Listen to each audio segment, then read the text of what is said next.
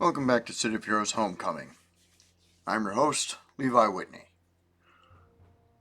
Today, I want to go through character creation. As you can see, my number of characters has increased. I've made a couple of characters that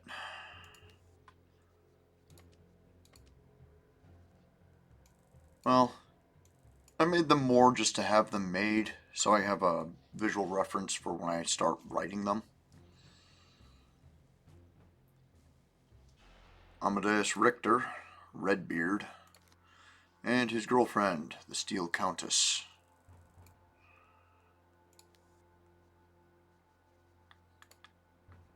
Let's see, I don't know if...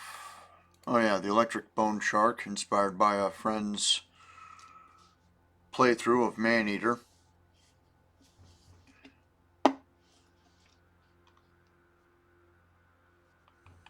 Don't know who else I might have created in that time.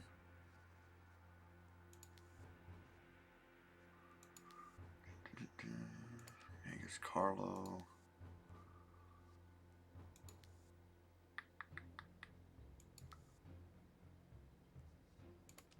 Oh yeah, Garzan Trof, a mushroom alien.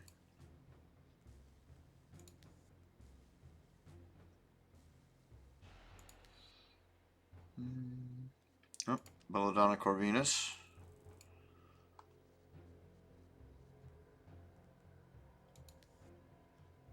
She is the librarian girlfriend of Cortland Simmons.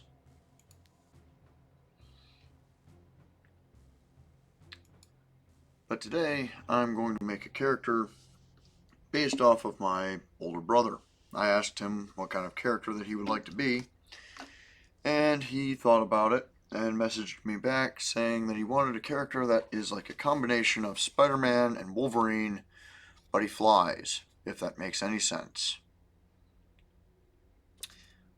Oddly enough, this sort of character actually can be done. Any character can fly. It's one of the power pools that you can select. It just takes a little while getting there. However, let's see what kind of character we'll be making. So, it doesn't matter which slot you select when you go to create a character. It'll always default to your earliest empty slot.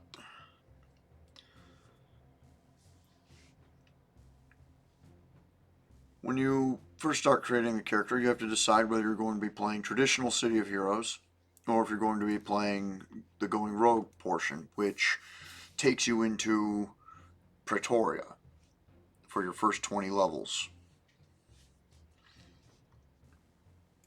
For this particular character, I'm going to go ahead with the Going Rogue portion. Then you select your origin: science, mutation, magic, technology, natural. There's debate on what all of these mean, and that's kind of expected. Even in game, there's debate as to what they mean. Typically, science is when weird stuff is done to your character and they get superpowers. Think the Incredible Hulk or the Fantastic Four. Mutation is largely self-explanatory. Your character ends up expressing abilities at some point in their life. So it's something that was a quirk. Their genes altered and now they have superpowers. Magic, wizardry, magic artifacts. Maybe some sort of ritual was done to your character and now they're imbued with power. Technology, weapons, power armor, nanotech. And natural is either you could be a space alien and it's just something your creature that your kind do. Oh, what do you mean? You all don't spit venom here? Well, that's crazy. Or it could just be that your character works out a lot and they're that amazing. For this particular character, I'm thinking along the lines of science.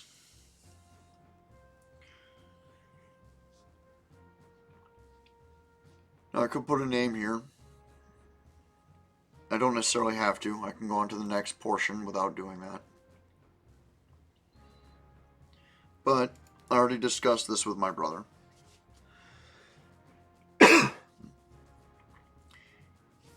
And we tried stuff like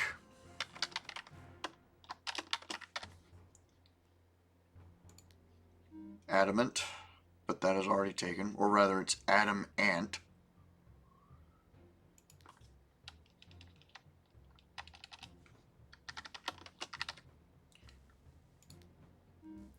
That's already taken. That's already taken.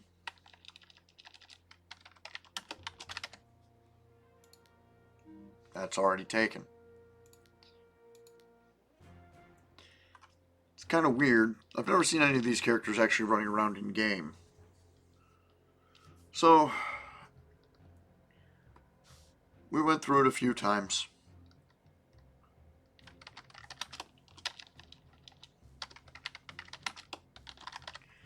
I recommended this, which is available.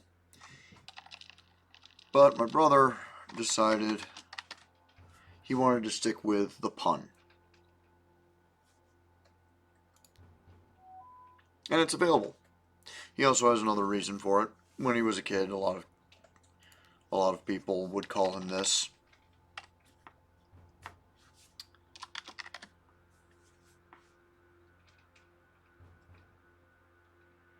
And when he mentioned it, I realized, yeah, I did that too.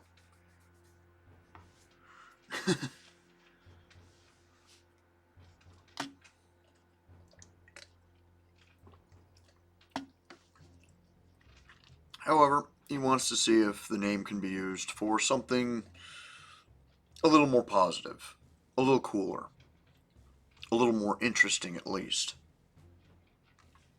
rather than just some dumb kid insult. So, the type of character. As he said, he wanted something that was like a blend of Wolverine and Spider-Man. That leaves us with one of the melee options. I can go with a tanker, which leaves open tanker or brute options. Or I could go with melee damage, which provides all of the melee options. Playstyle is really more just a guiding focus. We've got range damage, we've got crowd control. I could leave it unselected and it just opens up all the archetypes. If you're the sort of person that suffers from choice fatigue, having this to help guide what you're selecting can help you with building your character.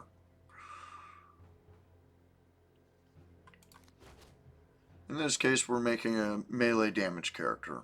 I talked this over with my brother, and we ran through the different. I explained the basics of the different options. Scrappers, high damage, and they have critical attacks. The higher the rank of the enemy, whether it's minion, lieutenant, boss, elite boss, or archvillain/hero, the higher the chance that your character will deliver a critical hit.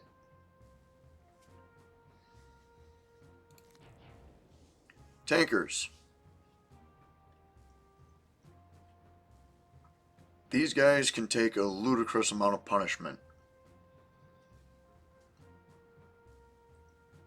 They've got the highest base defensive capabilities in the game. So the highest base defense, the highest base damage resistance. And those numbers can be ramped up to the highest cap.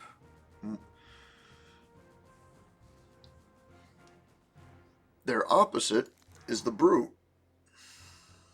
Now, tankers pay off that high defense and resistance by having rather low damage output. Brutes aren't simply an in-between for scrappers and tankers. Brutes have a high melee damage, but it starts out kind of low. It's still higher than a tanker, but still much lower than a scrapper. They've got a mechanic that makes their damage output go up the more they fight.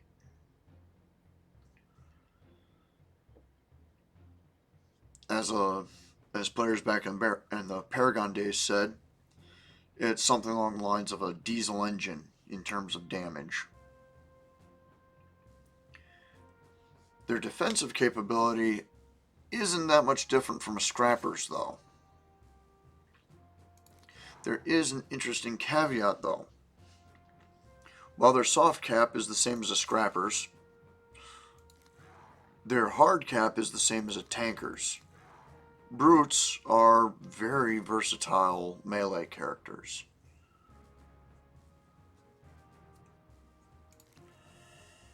And then there's the Stalker.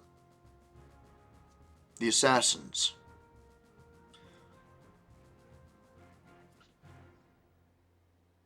These characters can deliver some of the highest damage to a single target that any character can deliver.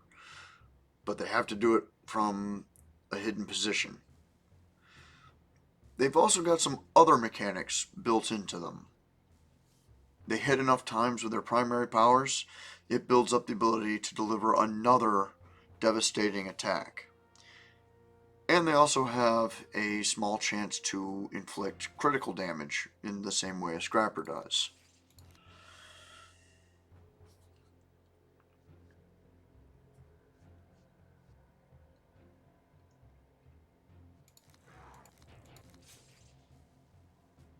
Having discussed it, my brother said he would prefer to have the character be a scrapper.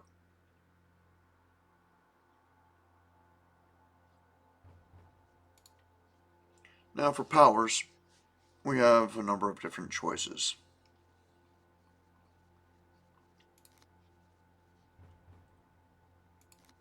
We've got battle axes, broadswords, claws, dual blades, dark melee. You're punching people with the power of the netherworld. Electrical melee. You would think there's not much difference between electrical melee and energy melee, but energy melee is more like a boxer. Just a lot of two-fist brawling. Electrical melee, on the other hand, it has a lot of really interesting facets to it. This Thunderstrike, for instance, you hit a primary target, it also radiates an area of effect blast that just sends everybody scattering. Chain induction, you zap one guy and it zaps through all the other guys. Lightning rod, you basically turn into a lightning bolt and slam into the enemy. Energy melee is a lot more personal, a lot more focused on one target. It recently got an update with Homecoming where total focus changes the behavior of some of these different abilities, one of which I really enjoy. Energy transfer is a really high damage attack that also damages yourself. The Paragon developers thought it was a bit too overpowered, so they removed its original animation. They gave it a timing bump. Meaning they made it so it took longer to hit, and it turned into a double-fisted smash. I really preferred its old approach. where it was basically a sucker punch that dealt ridiculous amounts of damage. Well, with the new changes made to Energy Melee on Homecoming, Total Focus brings back that sucker punch, and I am super happy. It also made Energy Melee into a much more tactical power set. Fiery Melee attacks with fire. Ice Melee attacks with ice. It has some interesting abilities to it. You freeze enemies. This one, Frozen Aura, I kind of wish they would get rid of its sleep effect. It encases all of your enemies in a thin layer of ice that breaks in a snap. But it does high damage too, so it's good to use. Katana, it's actually not exactly the same as Broadsword. It's less damage than Broadsword, but it's also a much faster attacking set. Also, all of its animations are different. Kinetic Melee.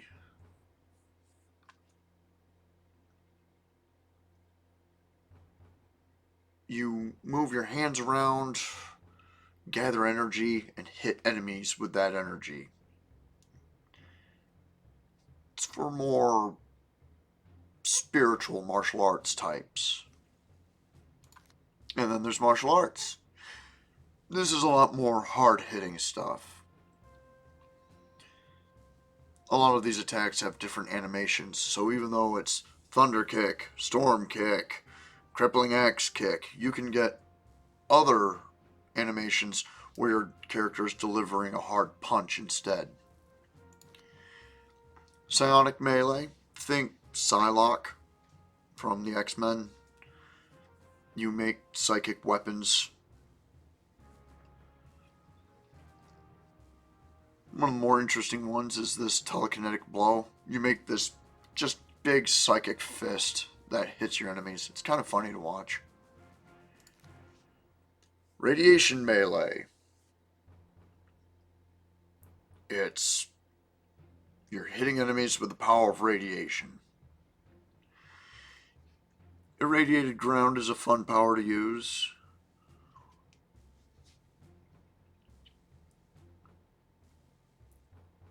Sometimes when you've got a player using this ability, they'll run out ahead, and you can always track where they are because they are leaving little clouds of radioactive gas in their wake. Savage Melee. Your character attacks with their bare hands like claws.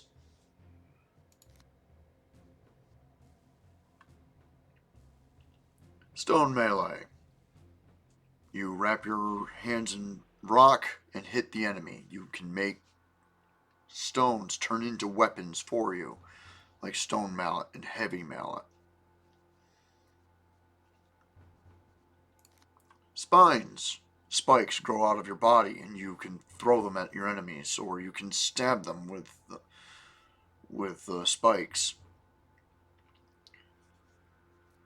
This is a popular one for players who like to do massive DPS because they'll combine it with secondary abilities that radiate damage, like Spine's Fire or Spine's Dark or Spine's Electric. So you wind up with quills and some sort of damaging aura, both of which are damaging auras, so you're doing 2 damaging auras at once. And get surrounded by enough enemies, and everybody just starts to die. The more popular one is Spines and Fire, because Fire has an ability where you can just drop a bonfire at your feet, and enemies just melt.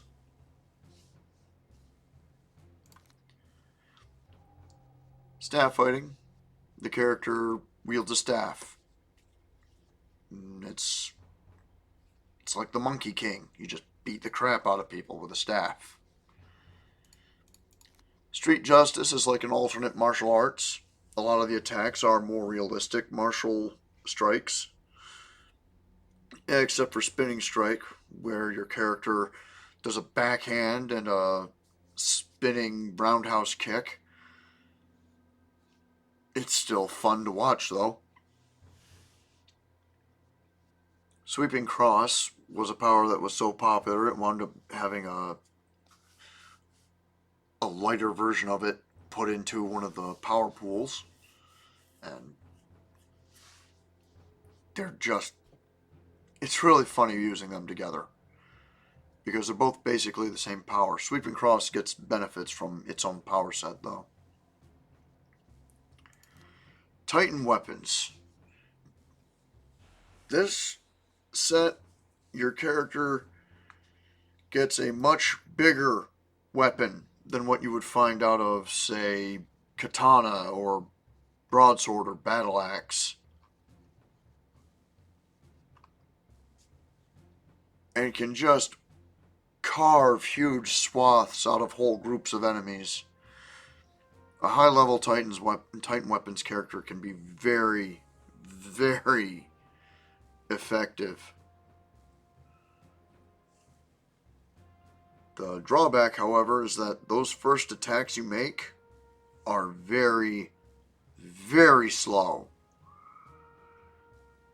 The Homecoming crew did make some alterations. They reduced the damage output of the set, but also made it so that one swing, whether it hits enemies or not, still builds up momentum. So you can still get in some quicker attacks. But I know they said that they reduced the damage output. I've got a couple Titan Weapons characters.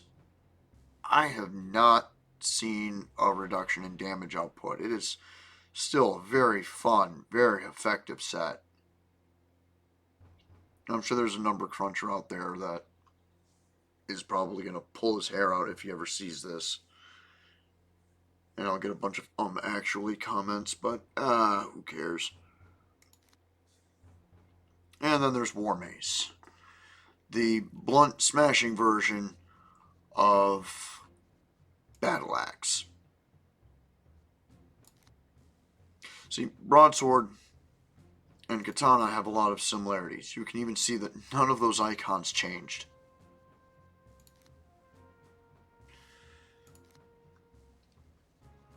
Battle axe and War Mace, however, are the two equivalent ones.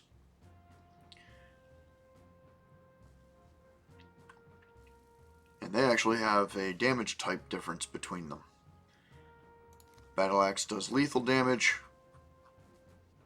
War Mace does smashing damage. War Mace also has another advantage. It can stun enemies, whereas Battle Axe knocks them down.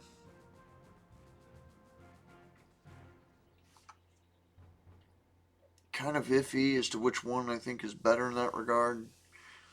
One drawback they both have, however, and my main criticism of these two power sets, their endurance cost is way too high for what they do.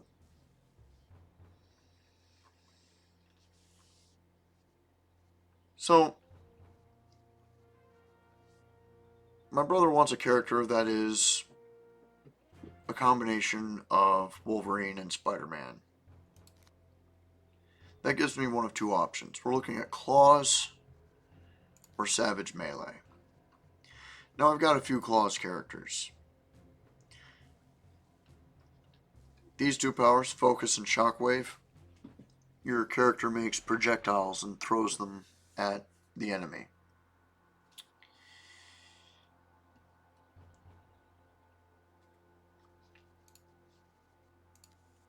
You also have your choice of Claws.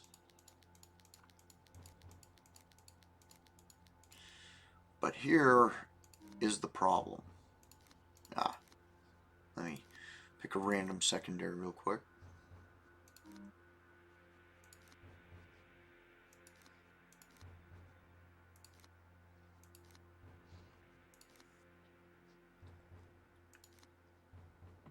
Swipe. Stab. Break, break. Swing.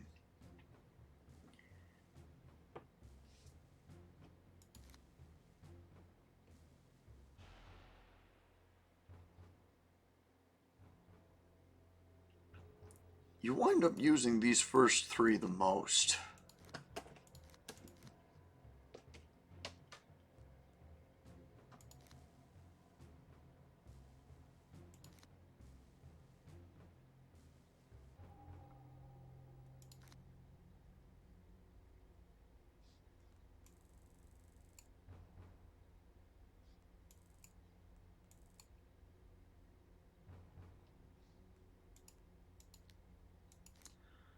Then there's that, which just has a generic projectile.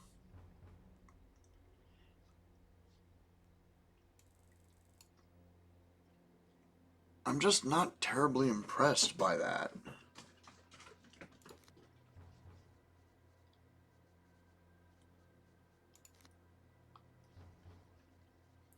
Then there's Savage Melee.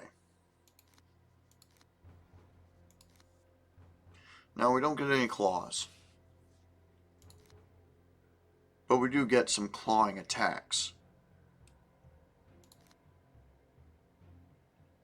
Plus the character is animated, jumps around.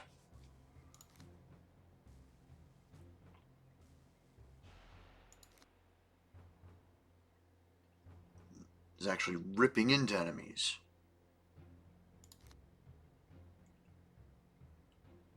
The character actually looks like they're furiously attacking people. And then there's this one. This power is an actual teleport. It's not very far, but the character is essentially leaping and attacking the enemy.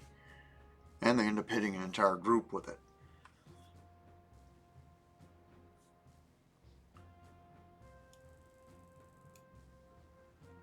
Now they're both decent sets. It's just the problem with the claws is that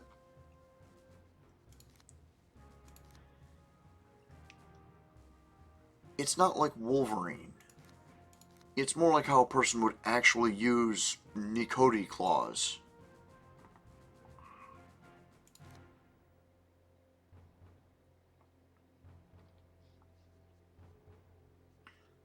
So, for this, I'm going to go ahead with Savage Melee. Now, scrappers can pick which of these they'll use for their first attack. You can get Savage Strike, minor damage, recharges very fast, or Maiming Slash. Light damage, but recharges fast.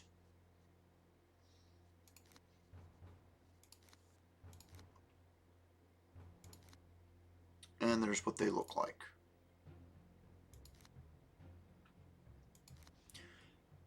For some builds, people will forego one of these two so that they can fit in pool power. However, for Savage Melee, I actually like most of the attacks. There's one that I don't like. It's this Hemorrhage power. It does light damage. If you have enough of the Blood Frenzy build up, it does pretty severe bleeding damage, but it also costs a lot. It recharges slow.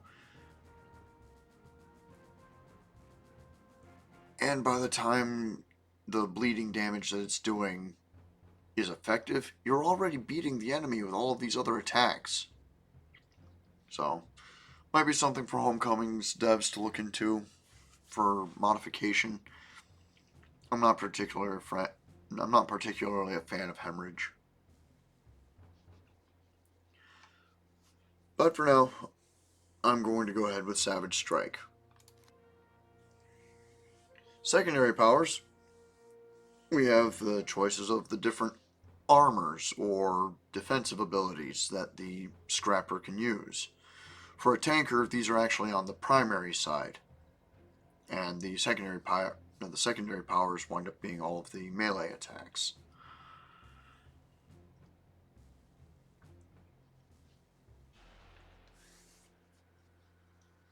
Bio armor.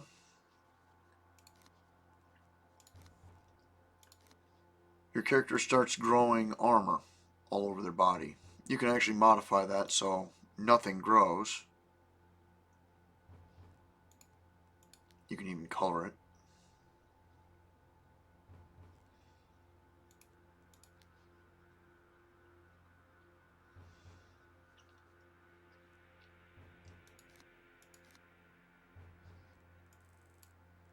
Eventually you end up getting, once you get all of the different abilities,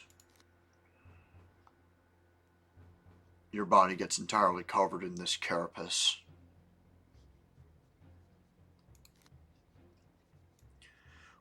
Or you can mess around with the power animations and make it so that the armor only covers certain parts.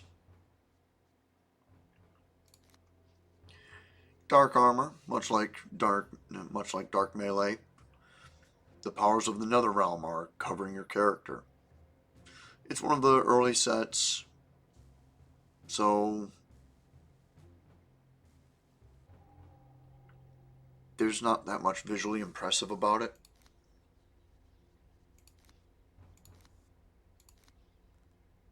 The Dark Embrace, covered in a shadow.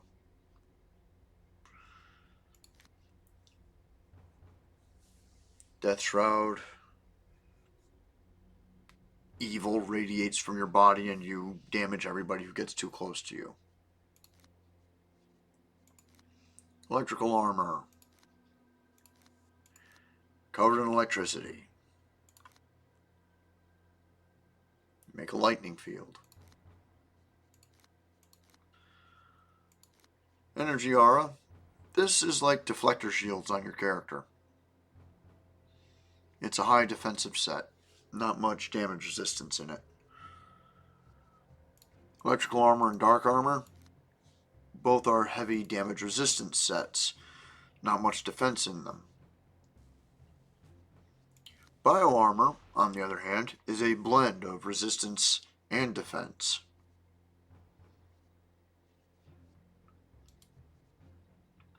The difference between the two: defense, your character deflects the attack, doesn't take any damage. Resistance, your character is hit, the resistance reduces the amount of damage you take.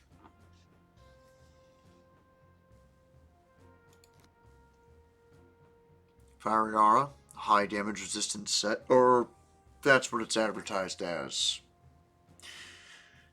In reality, Fiery Aura is a low resistance set. It is very squishy. However, the trade-off is that it does exceptional amounts of damage. Got the Blazing Aura. And you can also, like I said before, burn. Fiery Aura characters can do a lot of damage to whole groups of enemies. The trade-off being they get hurt bad. But they've got two powers to help deal with that.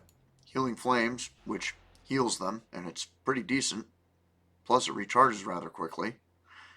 And Rise of the Phoenix. If they get knocked down, yeah, they'll take on the experience debt penalty. But they can get right back up and explode, sending enemies scattering. Dark Armor has a similar power with Soul Transfer. With enough enemies around them, they can sap the healing the health and energy out of the enemies. It leaves them stunned, and they get up and resume the fight.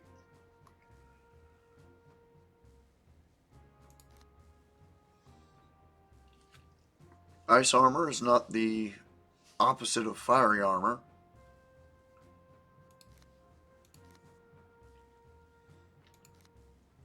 You can slow enemies down when they're near you. You can stab them with icicles if they get too close.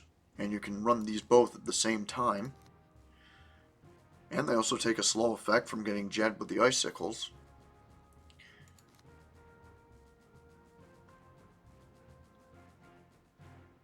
Oh yeah, I forgot they modified this.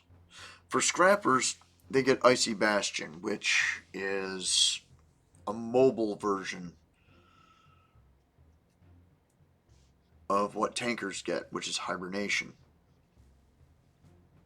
Actually, let me check on that.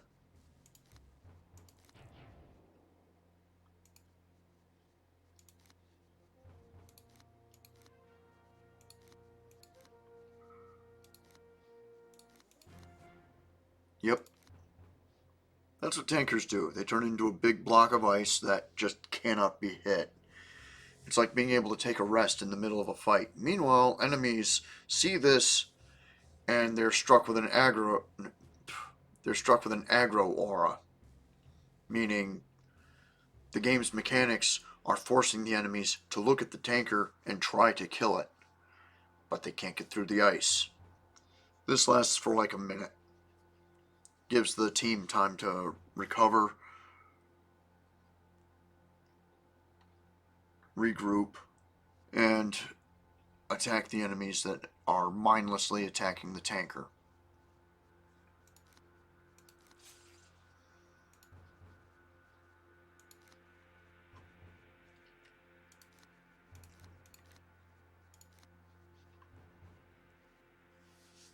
The Scrapper version, however, functions much the same as Invulnerability's Unstoppable, Regeneration's Moment of Glory, Shield Defense's One with a Shield. Basically, your numbers are ramped up to the soft cap, and enemies have a hell of a time getting through your defenses. However, there's usually a crash at the end.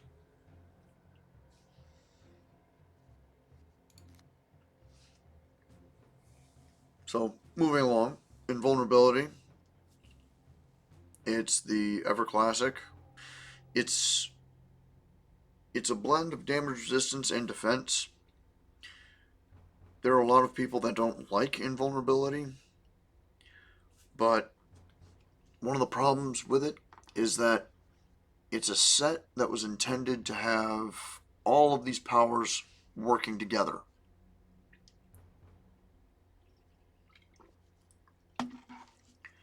Basically, once you get Tough Hide and get some slots into these different powers, an invulnerable character becomes extremely difficult to beat. But getting there, that can be rough. Ninjutsu. This is an odd duck among power sets.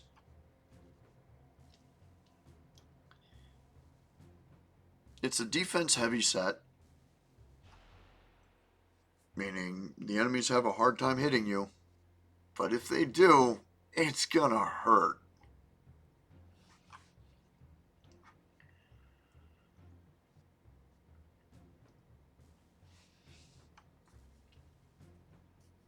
It was originally just a stalker set, but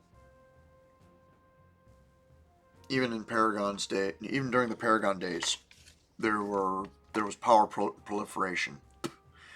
They were trying to make it so that the abilities used in one similar archetype could also be used in another similar archetype.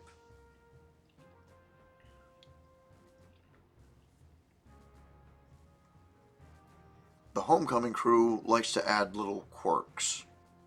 For instance, stone armor.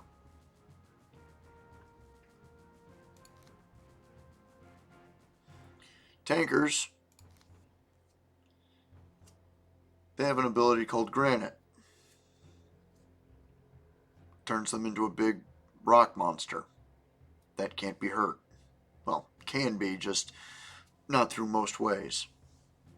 But God help you if you fight any psychic enemies. Then there's this.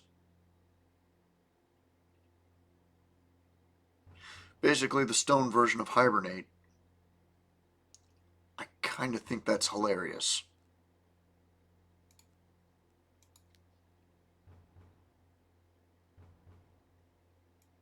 So in much the same way that the ice tanker encases himself in a big block of ice, the stone scrapper can encase himself in a big block of rock with all the same effects.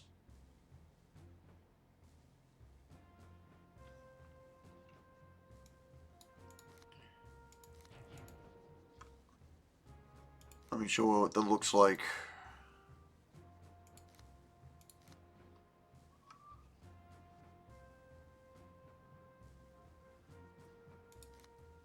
Really? Stone and claws can't work together. I don't know why. So here's stone armor. Character gets covered in rock in much the same way that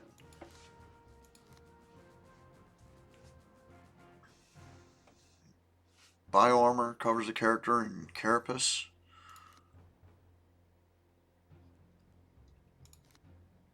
Covered in crystals, minerals float around your head, fiery armor wrapped around your body, and granite. Boy, I hope you didn't like looking at your costume.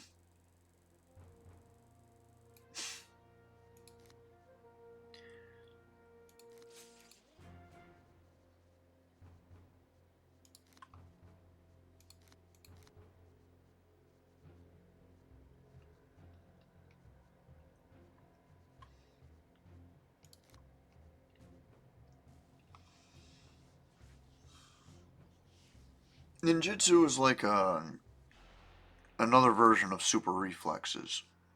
They're both defense heavy sets.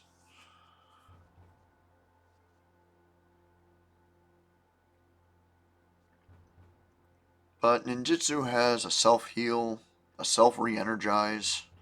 Super reflexes, it's effective. Don't get me wrong. This is a great set. It makes enemies, it's really hard for enemies to hit you when you're using this. It's also extremely endurance heavy. It takes a lot of work to make super reflexes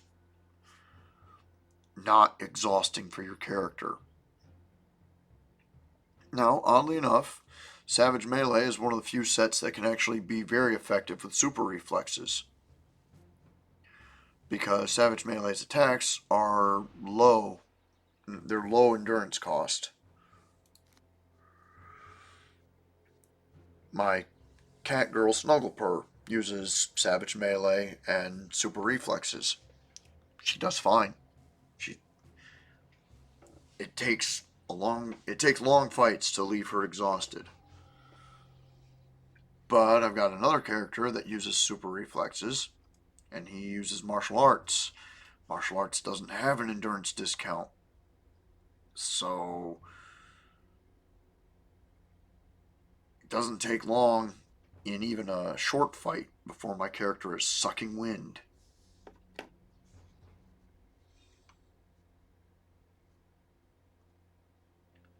And ninjutsu is much the same, except you get this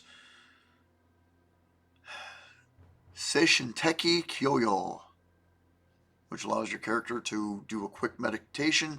Bam, they're re-energized. And they're back in the fight. And it recharges rather quick, too.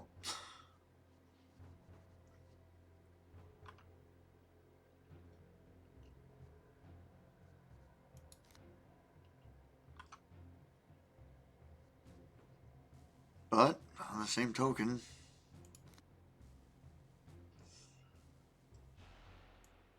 I do have ninjutsu characters. They get hit pretty quick. While my super reflexes characters, they dodge a lot. Like the agents from the Matrix.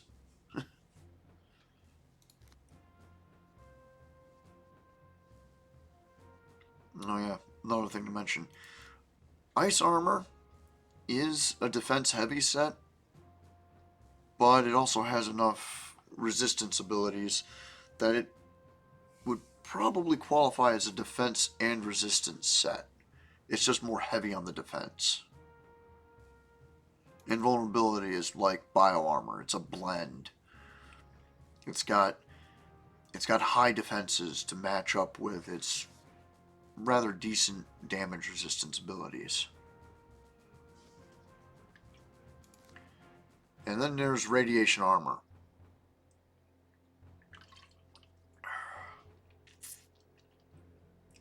This is another resistance set. It's also a weird one.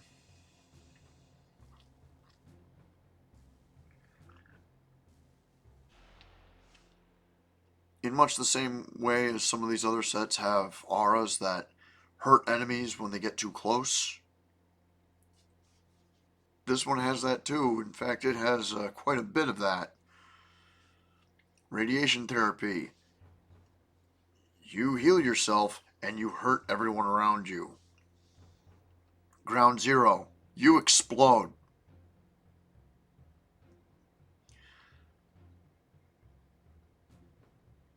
Meltdown, oddly enough, doesn't do that. It is like invulnerability's unstoppable.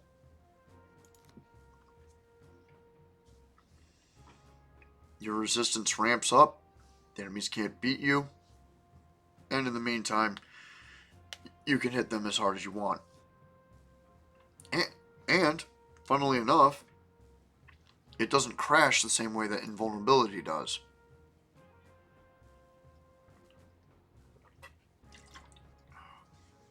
When Unstoppable crashes, your character loses a ton of health and a ton of endurance. As it says here, drained of almost all health and endurance.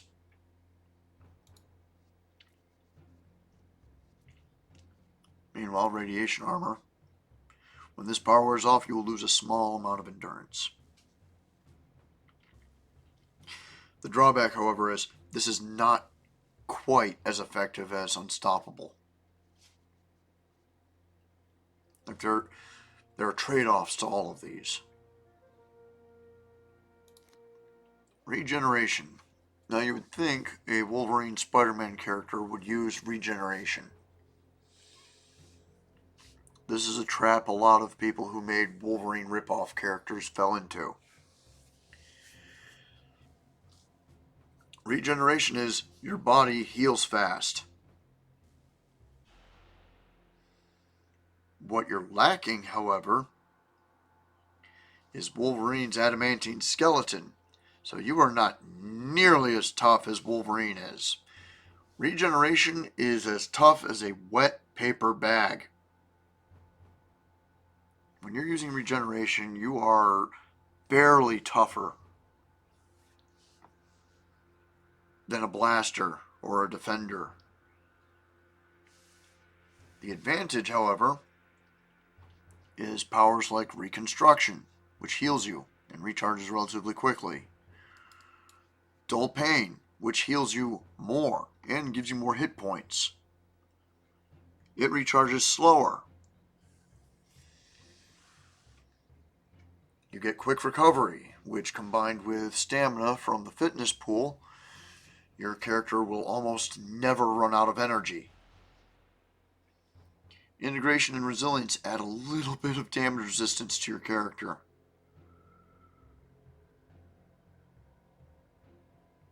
Or rather, integration adds a little more regeneration and makes you resistant to most of the different Mez abilities. Resilience covers the rest of the Mez abilities and adds some damage resistance. Instant healing boosts your regeneration rate. Fast healing boosts your regeneration rate. It's not that great.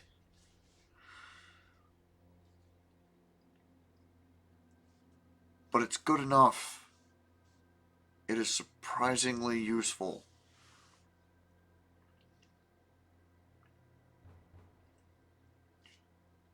However, it is a set where a player really, really needs to do work to make the character play comfortably. You need a lot of IO sets to give yourself secondary boosts that boost your resistance. You can boost your defenses too. But the things you really want to be boosting: more regeneration. Like, this is a set that does regeneration. You want to ramp those numbers up as much as possible. You want to boost your recharge rate so that reconstruction and dull pain recharge much more quickly.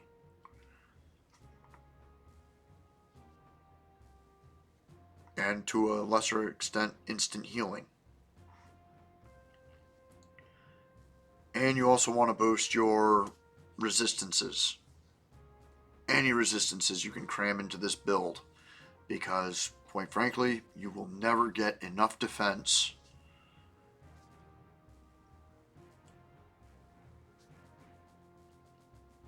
So, yeah, regeneration is not a simple set. It looks like one from the outset because of quick recovery, and you're like, oh, I can just attack forever.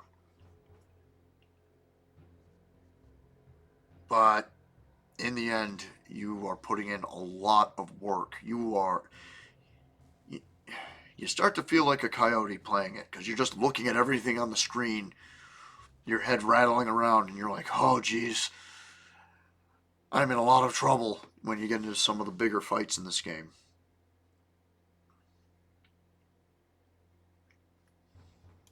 Then there's shield defense. A high defense, low resistance set. Deflection does both defense and damage resistance. And on top of that, when the powers are active, your character gets a handy little shield.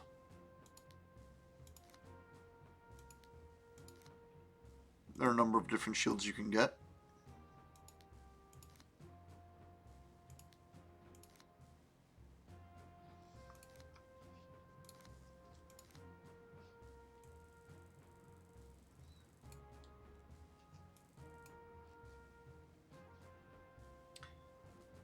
One with a shield.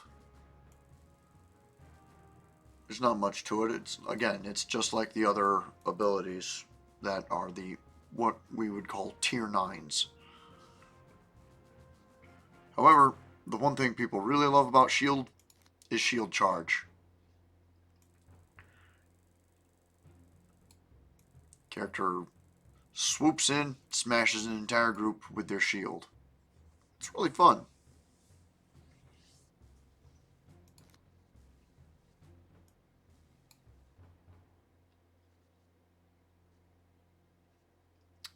Now, having talked about all of those, it's time to get to the power I'm going to be selecting for AdamAnt. And that's willpower. Willpower is as if somebody took regeneration and blended it with invulnerability and added a little bit of psionic resistance. The joke throughout the player base is that willpower is the best defensive set in the game. It's high regeneration, high recovery. Your character will never get tired. It's good damage resistance. It's good defense. And it even has a self-res.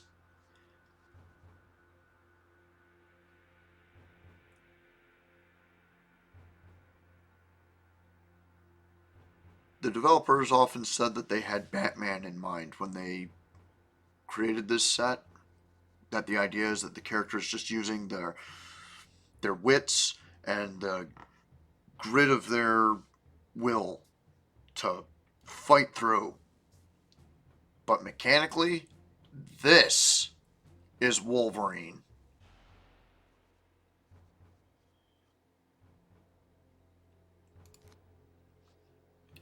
Now, having selected my powers, we worked on the costume. I know, there's already a costume here. I don't need to use this. I can make my own. Now, my brother said he wanted something that was more like him, more his height. So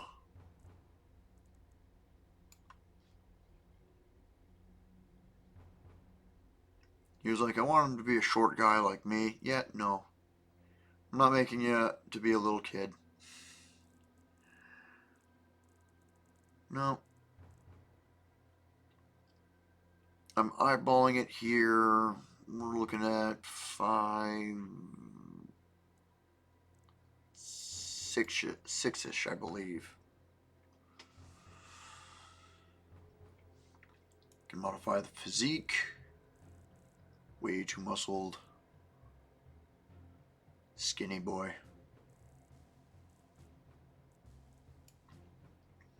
There are other ways we can do this. There's slim, average. The athletic build is the standard build. Then there's the heavy build. The beefy boy.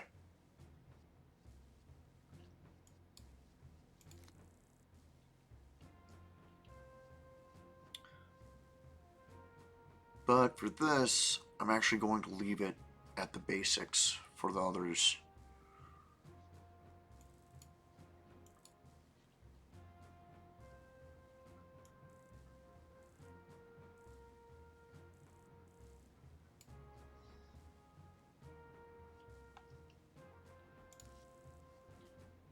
And to show that I am a horny moron.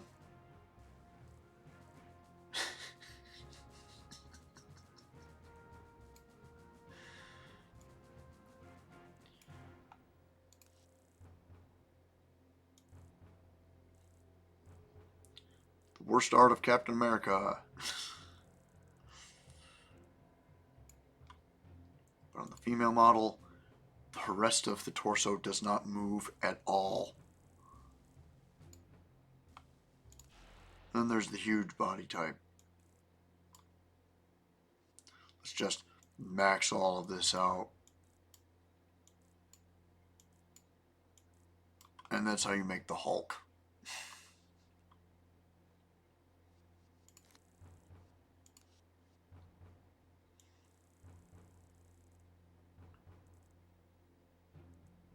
So that's about 5'6"-ish, I believe. 5'6"-ish athletic build.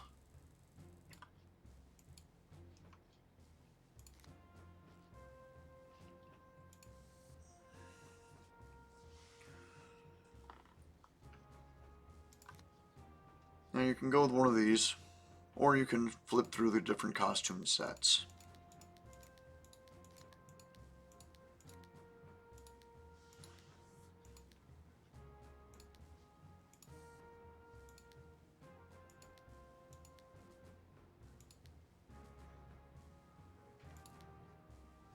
Couple different types of insect armor. Might come back to that for a name like AdamAnt.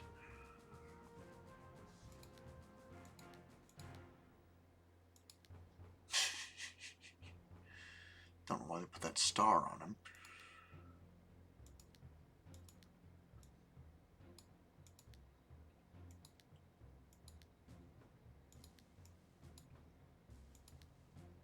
Pilot, pirate, plane, just plane. Yeah. Reptilian. Still weird to me. I don't know why they removed the character's mouth. But the robot, the soldier.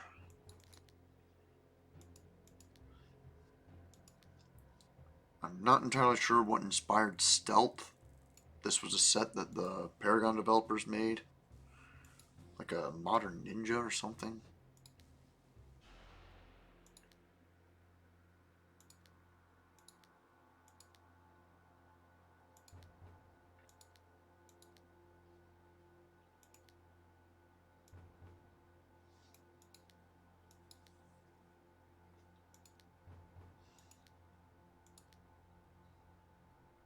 Bioluminescence. Here, let me show how that's supposed to work. Glowy. Very glowy.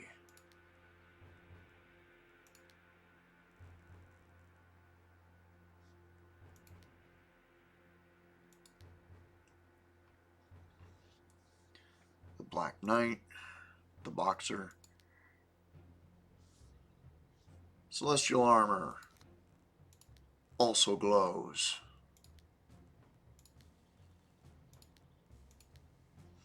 Playing mix and match with these suit pieces can make for very interesting outfits. Chainmail. That messes with the eyes. The Circle of Thorns. Steampunk. Clockwork. Specifically, Praetorian clockwork.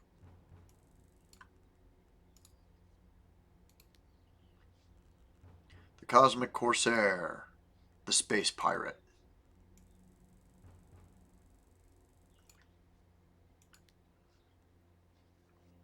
Something I want to mention. I like this ring. You can get a neat little glow effect there. What I don't like is that this backpack has to be attached to it.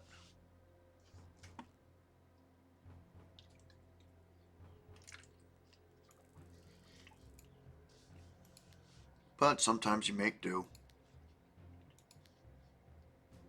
The Cyborg. The defense outfit. Specifically, the Praetorian defense. There are a lot of Praetorian characters that have outfits like this. The NPC characters, I mean. Elemental Order. Never got to see what the developers had planned for this. Fire and Ice.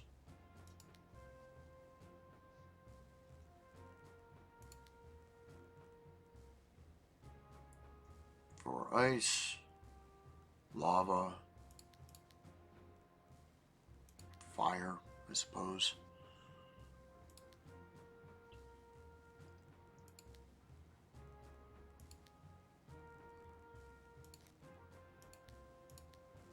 Icy.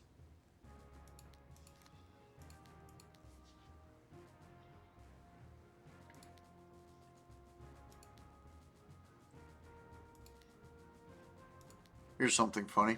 So we got the General. We can make an aura. In this case, we'll go with Beastly Rage. I got a reason for this. Breath.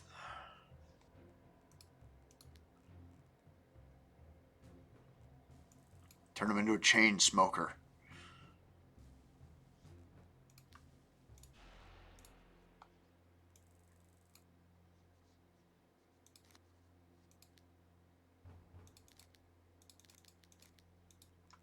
Let me find where I was.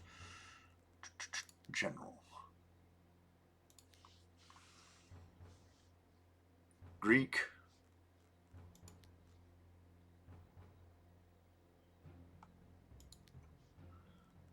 The Gunslinger.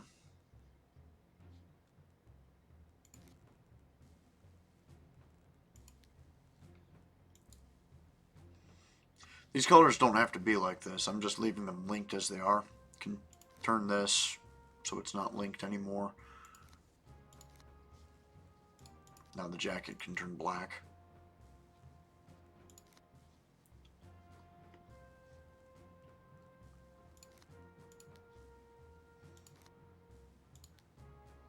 Imperial defense. As you can see, it's got that Imperial, and it's got the defense suit underneath, but armor on top.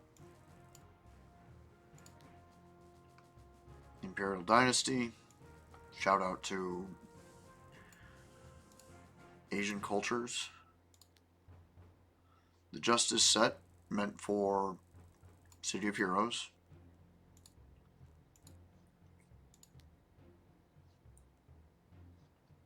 Leather armor.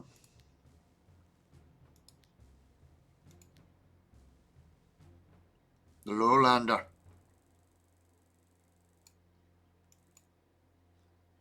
Instead of the Highlander. The Mad Scientist.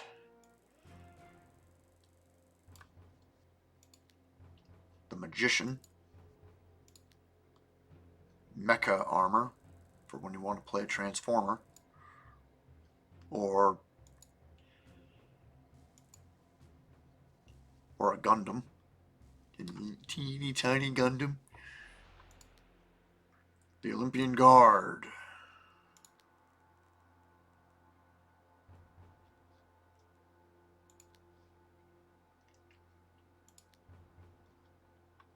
The Omega. I do not know what the hell inspired this appearance.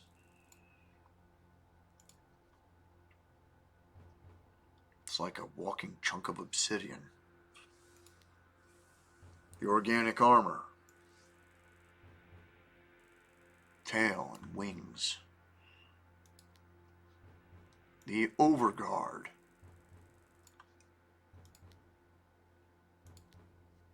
Pocket D. This is clubbing attire.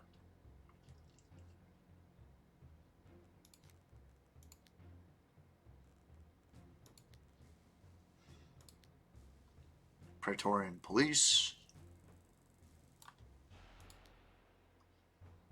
The Resistance. Again, an outfit that glows.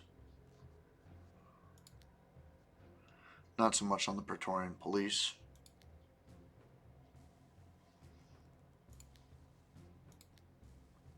Retro Sci-Fi. Also glows. You can actually edit this a little bit so that these parts don't glow as much.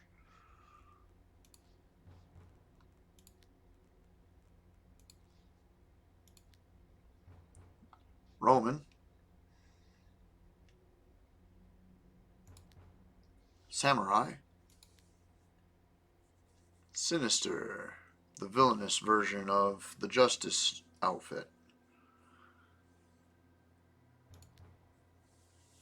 Sport. For when you want to make a speedy type. The Tech Knight. So you can watch those parts glow.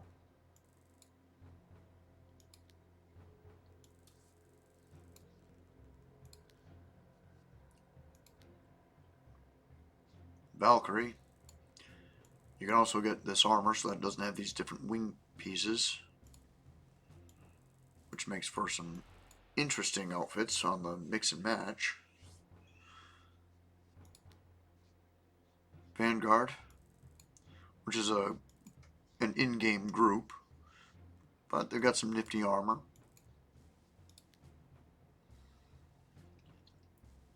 More steampunk. The Viking. Complete with horns on the helmet. Vikings do not have horns on their helmets.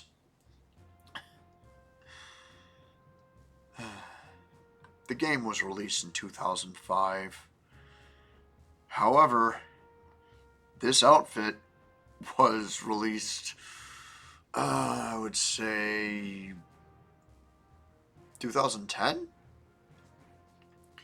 Well after people had made it clear that there weren't Vikings with horns on their helmets. The warrior, a type of ninja. And we're back at the beginning.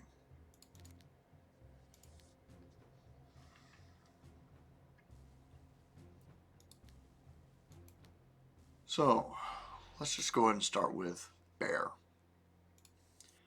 Now the character's name is AdamAnt, meaning we're looking for an insect style appearance.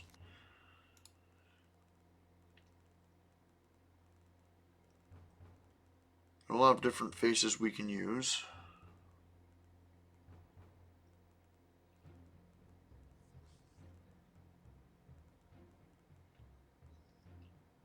Got insectoid and insect hybrid. I'm actually leaning on using those.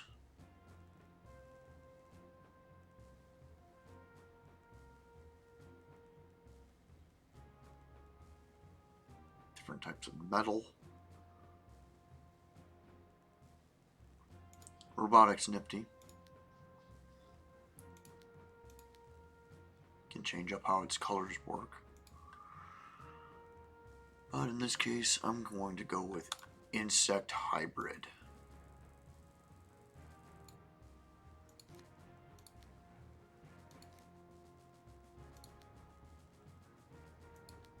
As you can see, the secondary is not doing anything.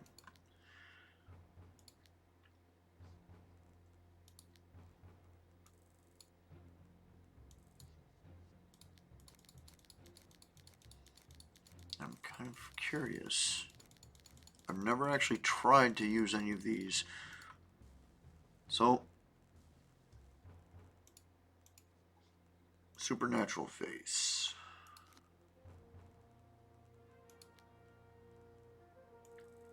We've got a neck cover.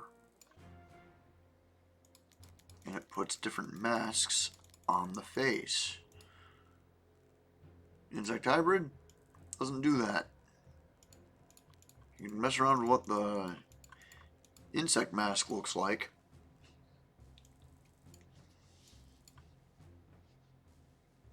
But you can't change the pattern. Neat to know.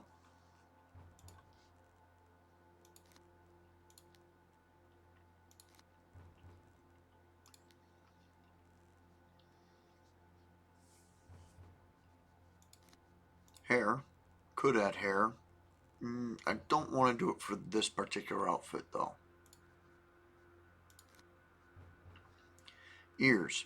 Human ears are those little protrusions there. They will always be present. You can also extend those ears. They just end up covering them. You're going to wind up with cat ears, but the human ears are still there. A lot of players prefer to use these rat ears to be sufficiently distracting.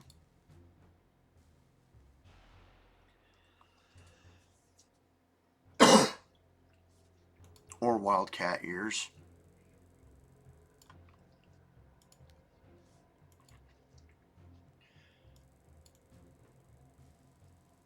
Those will always be there though.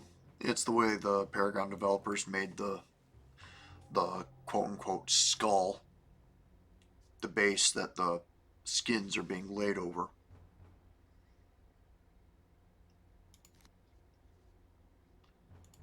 There are different details, glasses that you can have the character wear, goggles, masks,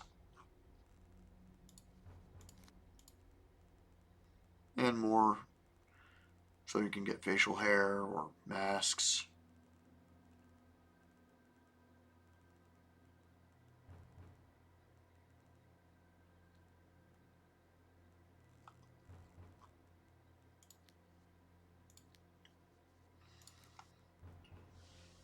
The upper body. Wait, there's one more thing I want to check.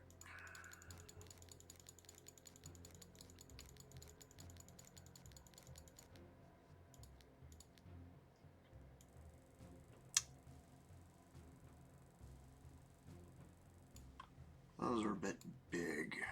Is there something smaller I can use?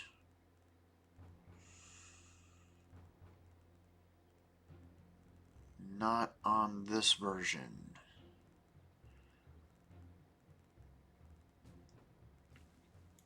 There is something else I can try. Full masks. Much the same. Facial options are still there.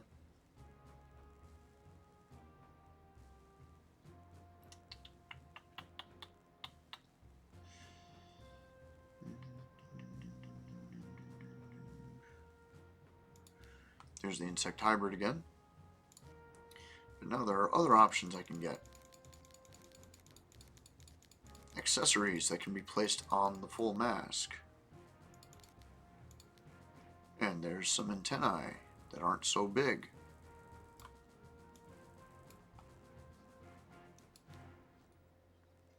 Like a badass version of Arthur from The Tick.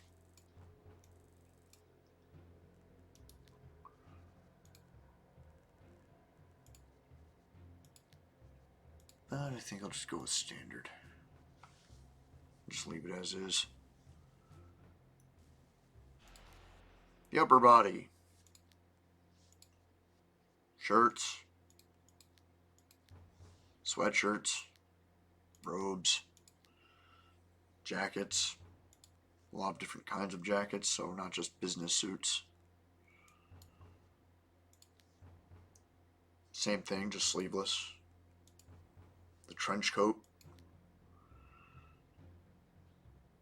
Armor. Different versions of robotic arm. So, one robotic arm, two robotic arms, one that's a whole robotic arm. Used to be this is the only way you could get two different types of gloves. But Homecoming went and made it so that we could get two different types of gloves. Two different types of boots, too. And then unique tops, although there's only one unique top. I'm going to go with a tight, and in this case, much like I said before,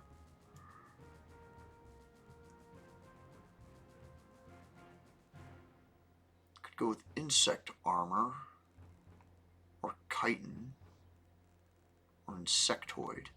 Insectoid, as you can see, matches up with the head. A lot of these costume pieces are meant to fit together in some way, shape, or form.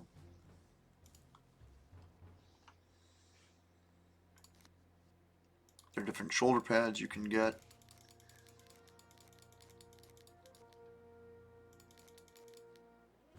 A little bear on your shoulder. A little kitty on your shoulder. Used to be those were only available for female characters, but Homecoming went and fixed that.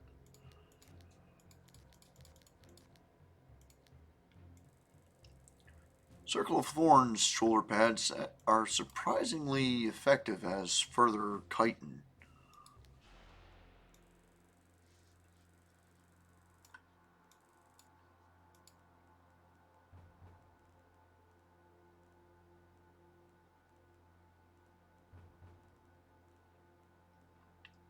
I'm thinking spikes.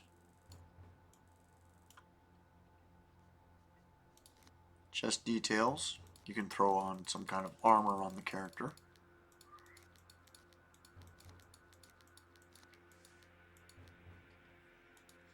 Or just some other accessories like these chains or these straps. Funny thing about Imperial Dynasty's armor, it can also add to the effect of even more chitin on the character. And that is one of the really great things about the City of Heroes costume creator. You can really mess around with the pieces to get desired effects that were never intended, but are perfectly welcome. Gloves.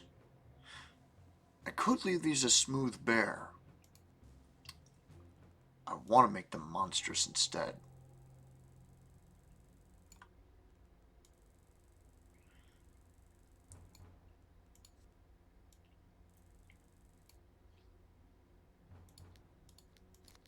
you can see how the gloves change between those different types. Here's monstrous again. Monstrous, banded, large, fin, spiked, flared, folded, and smooth bare. They've also got secondary options. And they all have the same secondary options.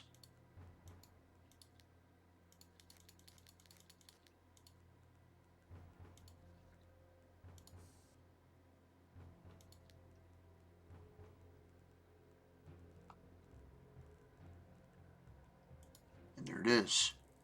Insectoid.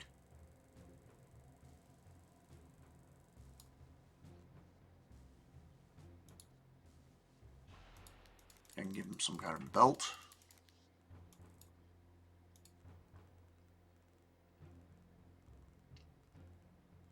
Which also includes armor skirtings. Like for the Black Knight, the Mecha armor, the Celestial armor.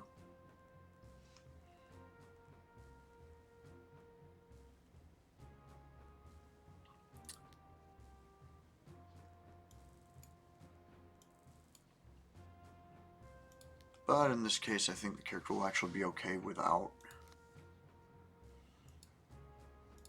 Different types of pants. There's the kilts. More armor skirting. Different types of Circle of Thorns rigid robes.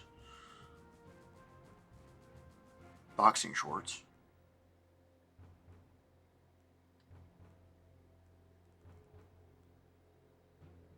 Formal kilt, the battle kilt.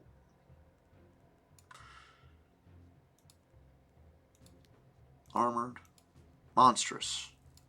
Monstrous actually alters your character's leg pattern.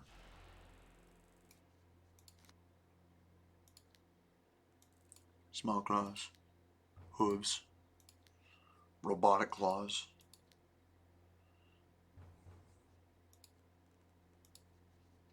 In this case, however, I'm going with tight pants.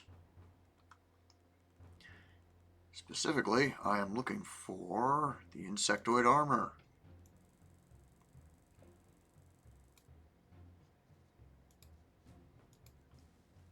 And the boots. I got two different things I can do here. I can go through and find, let's see, where is it?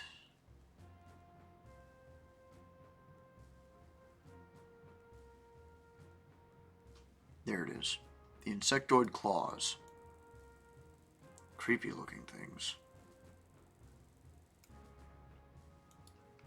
Let's see if the smooth boots also have an insectoid option. There it is.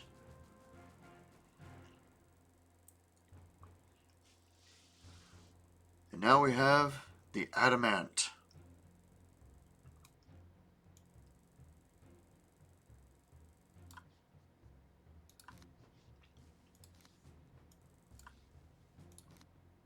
Raking at people with his claws. Now, one of the things he really wanted was that this character would be able to fly. I can't do that right from the outset. The way the game was built, you focus on your abilities first. Originally, you couldn't fly until level 14. But as time went on, the Paragon developers tweaked the code and made it so that you could get the ability to fly as early as level 4, I believe. Yeah.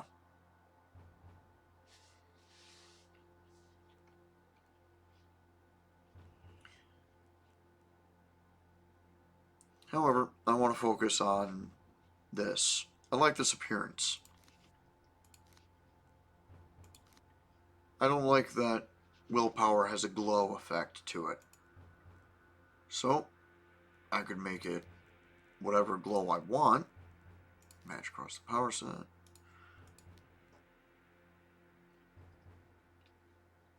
I can make it dark. Or I can make it so that there's just nothing there.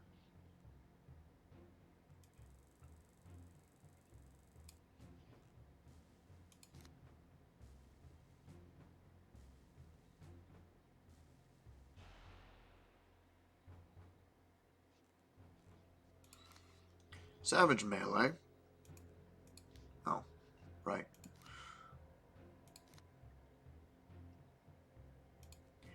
There's what it looks like with dark willpower. That's what it looks like with bright willpower. Stuff is just constantly rolling all over the character. No effects. You get like this little glow here. Doesn't even show up in game.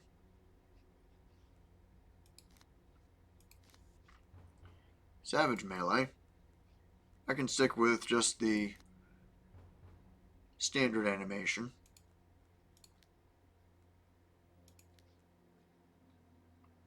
Or I can make the claws really dark and scary.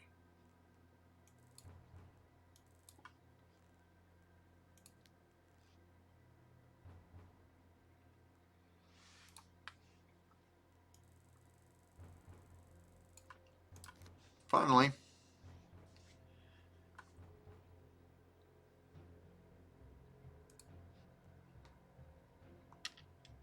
got the battle cry.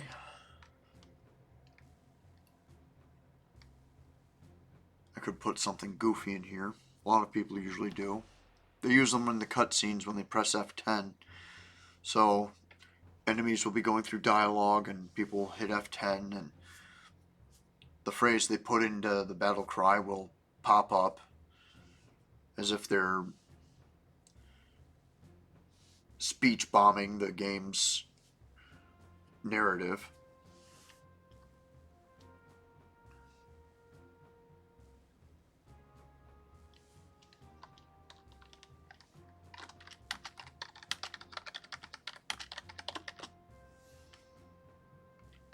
Real simple. Character description.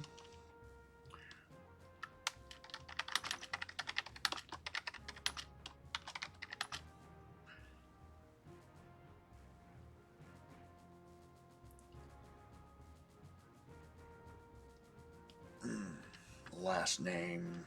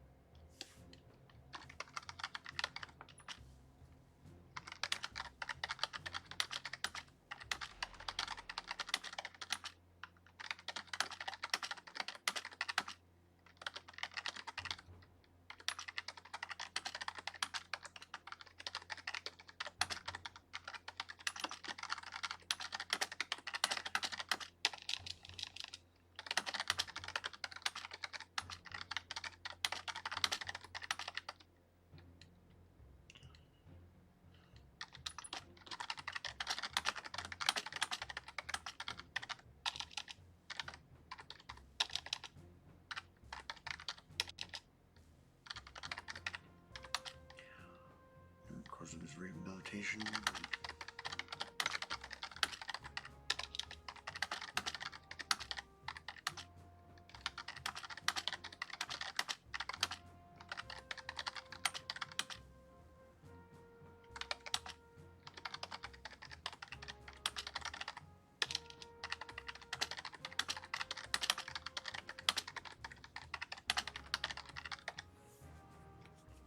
And there we go.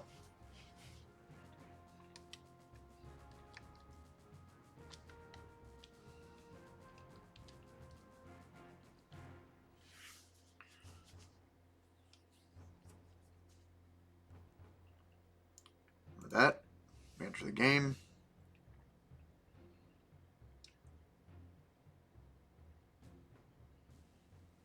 And we enter the tutorial. In this case, it takes it into the Praetorian tutorial.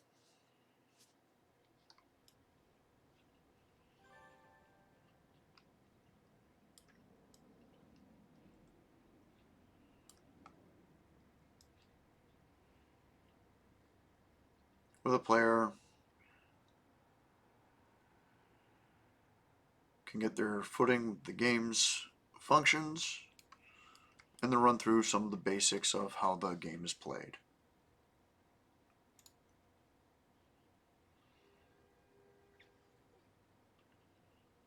You can get beginner help.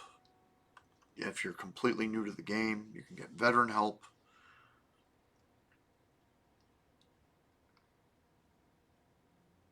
And something else is there.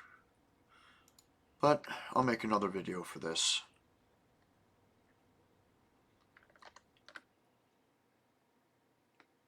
For now, I'm going to go ahead and stop here, take a break, go to the restroom, get myself something to drink, and then I'll start recording the tutorial. Until then, thanks for watching, and have a good one.